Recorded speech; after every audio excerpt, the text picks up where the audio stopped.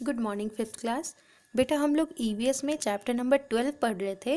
ये chapter approximately हमने पूरा पढ़ लिया था, बस एक टेबल बची थी जो अभी हम डिस्कस कर लेंगे। तो बेटा इस चैप्टर में जितने भी हार्ड वर्ड्स हैं, जो आपके वर्ड मीनिंग्स थे, वो मैंने बुक में ही कर दिए हैं ताकि जब आप चैप्टर रीडिंग करें तो आपको कोई प्रॉब्लम नहीं हो, आप आराम से इसमें देखकर रीडिंग कर सकते हैं।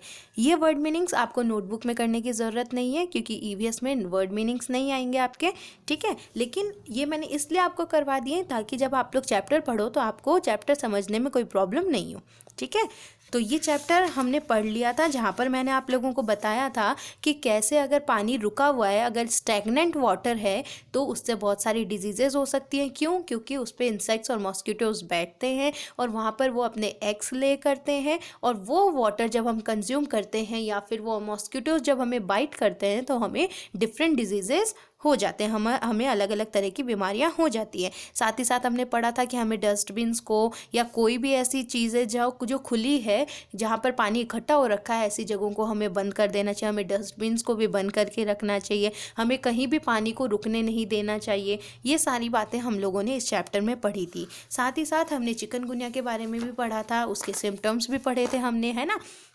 फिर हमने ये देखिए सिम्टम्स हमने पढ़ा था कि इसमें जॉइंट पेन होता है, और ये कौन सा मॉस्किटो करता है, ये एडीज़ मॉस्किटो के कारण होता है।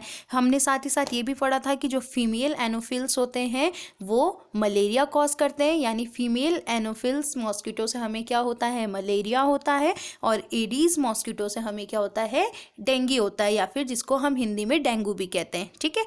तो ये हमने पढ़ लिया था। अब मुझे आप लोगों के साथ डिस्कस करना था ये एक टेबल, है ना। तो ये टेबल डिस्कस करते हैं, फिर हम इसके एक्सरसाइज पार्ट पर आ जाएंगे। तो देखो यहाँ पे डिजीज़ के नाम दे रखे हैं, यानी बीमारियों के नाम दे रखे हैं।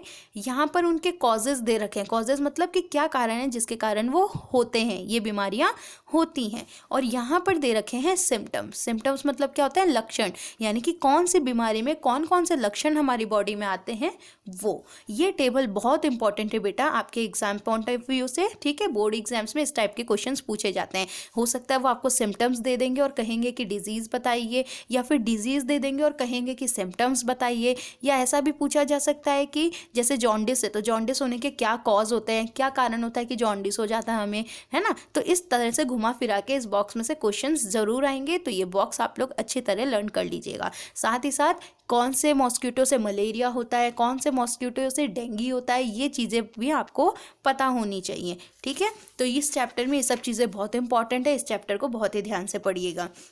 देखिए फर्स्ट डिजीज़ है हमारा जॉन्डिस, और जॉन्डिस हमें किसके कारण होता है, कंटामिनेटेड वाटर एंड फूड, यानी कि अगर हमारा पानी कंटामिनेटेड है, कंटामिनेटेड मतलब कि उसमें कोई भी गंदगी, किस तरह की गंदगी, जैसे मलेरिया या कोई इंसेक्ट ने अगर वहाँ पर अपने एग दिए हैं, उस पानी को पीने लायक नहीं छोड़ा है, यूज़ करने लायक नहीं छोड़ा है, तो वो हो गया कंटामिनेटेड फूड या फिर कंटामिनेटेड वाटर, जिसका इस्तेमाल हमें नहीं करना चाहिए। अगर हम कंटामिनेटेड वाटर एंड फूड का यूज़ करते हैं तो हमें अलग अलग तरह की डिजीज़ेस हो जाती हैं। उन्हीं में से एक डिजीज़ है जॉन्डिस। और जॉन्डिस के सिम्टम्स क्या है, यानी लक्षण क्या है, हमें कैसे पता चलेगा कि हमें जॉन्डिस है। White stool, yellow urine, yellowishness in eyes and nails and vomiting, यानी कि जॉन्डिस में हमें क्या हो जाता है, हमारे यूरिन में, है ना, यूरिन यानी कि टॉयलेट कैसे कलर का हो जाएगा, येलो कलर का हो जाएगा। हमारे आइज़ यानी कि हमारी आँखें, हमारे नेल्स यानी कि हमारे नाखून, ये भी कैसे हो जाते हैं, येलो हो जाते हैं, और हमें वॉमिटिंग होती है, ठीक है। और वाइट स्टूल का मतलब क्या होता है, वाइट स्टूल यानी कि जो हमारी पॉटी होगी वो कैसी हो जाएगी, वाइट कलर की हो जाएगी, है ना। तो वाइट स्टूल, और स्टूल मतलब जो लूज मोशंस होते हैं ना, वो क्या कौन से कलर के हो जाएंगे, वाइट कलर के हो जाएंगे। और यूरिन कैसा हो जाएगा, येलो हो जाएगा। हमारे आइज और नेल्स कैसे हो जाएंगे, येलो हो जाएंगे। और साथ ही साथ हमें वॉमिटिंग भी होंगी, वॉमिटिंग मतलब उल्टियाँ होंगी। तो जब हमें ये सिम्टम्स दिखेंगे तो हम समझ जाएंगे कि हमें कौन सी डिजीज़ हो गई है, जॉन्डिस हो गया है, ठीक है।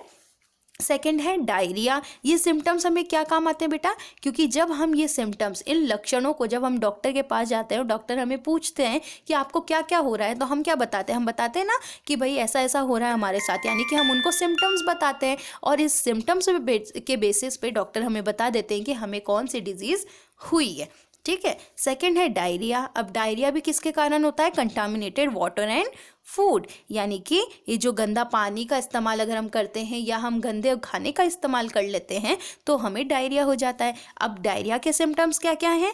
Loose motions 4-5 times a day, यानी एक दिन में 4 से 5 टाइम्स लूज मोशन हो जाना। Tongue and lips get dry, हमारे होठ और हमारे जो टंग होता है, हमारी जो जीभ होती है वो कैसे हो जाती है? सूखी हो जाती है।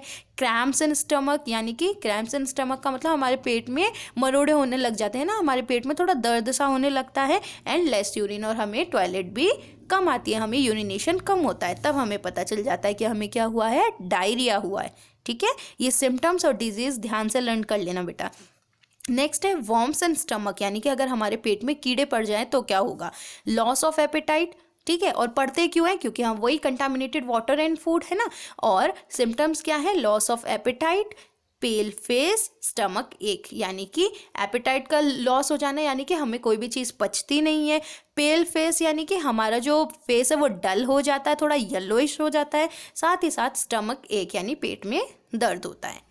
नेक्स्ट है पोलियो। पोलियो भी किसके कारण होता है? कंटामिनेटेड वाटर एंड फूड के कारण। और इसके सिम्टम्स क्या है? लक्षण क्या है? Fever, headache, cold, vomiting, cramps in hands and legs, later paralysis in legs. इसमें क्या होता है? फीवर हो जाता है, यानी बुखार आ जाती है हमें। हेडेक यानी हमारा सिर दर्द होता है। कोल्ड यानी कि हमें जुकाम हो जाता है। वॉमिटिंग यानी कि हमें उल्टियाँ होती हैं। Cramps in hands and legs यानी कि हमारे हाथ और पैर थोड़े जकड़ से जाते हैं। लेटर पैरालिसिस, हमें पैरालिसिस हो जाता है, हमारे पैरों में पैर काम करने बंद कर देते हैं, उनमें सेंसेस खत्म हो जाते हैं। तो ये सिम्टम्स है और ये उनके डिजीज हैं जो कि आपको लर्न करना है। तो ये हमारा चैप्टर कंप्लीट हो गया। Now coming to the exercise part. Word meanings मैंने जैसा कि आप लोगों को बताया कि मैंने लिख दिया है चैप्टर के बीच में। आप चाहें तो आप कॉपी में कर लीजिएगा, वरना आप भी बुक में लिख लीजिएगा, ताकि जब आप रीडिंग करें चैप्टर की तो आपको कोई प्रॉब्लम नहीं हो। Coming to the exercise part, first question, which mosquito causes malaria? कौन सा मॉस्किटो ऐसा होता है जो मलेरिया कॉज करता है, जिसके कारण हमें मलेरिया हो जाता है? तो मैंने आपको बताया था female Anopheles mosquito causes malaria. जो फीमेल एनोफिल्स मॉस्किटो है उसके कारण हमें मलेरिया होता है। ये लर्न कर लेना, it is very important. Second question, write down the names of different methods to purify water. हम वाटर को प्यूरिफाई कैसे कर सकते हैं, पानी को शुद्ध कैसे कर सकते हैं? Different methods of water purification are, first है बॉइलिंग, यानी उबाल सकते हैं पानी को। बाय वाटर प्यूरिफायर्स, जो घर में हम प्यूरिफायर लगाते हैं जिससे कि हमारा पानी प्योर होके आता है, वो इस्तेमाल कर सकते हैं। स्ट्रेनिंग, यानी कि छान सकते हैं। एंड बाय यूजिंग केमिकल्स, हम कुछ ऐसे केमिकल का इस्तेमाल कर सकते हैं जिससे कि हमारा वाटर प्यूरिफाई हो जाए। नेक्स्ट है third question, which diseases are cause due to impure water? अगर हमारा पानी अशुद्ध है, ठीक है, तो हमें कौन कौन सी डिजीज हो सकती है? अभी अभी मैंने आपको पढ़ाया, jaundice, diarrhoea, worm infestation, polio etcetera are the diseases cause due to impure water. ठीक है, ये वो डिजीजेज हैं जो क्यों होते हैं? जब हम इम्प्योर वाटर कंज्यूम करते हैं तो हमें ये डिजीजेस होते हैं। फोर्थ है, why should we not allow stagnation of water? हमें पानी को रुका हुआ क्यों नहीं छोड़ना चाहिए? क्योंकि in stagnant water insects and mosquitoes sits and lay their eggs. क्योंकि रुके हुए पानी पर मॉस्किटो और इंसेक्ट्स बैठते हैं और वो अपने एग्स को, यानी कि अपने अंडे वहाँ पर देते हैं।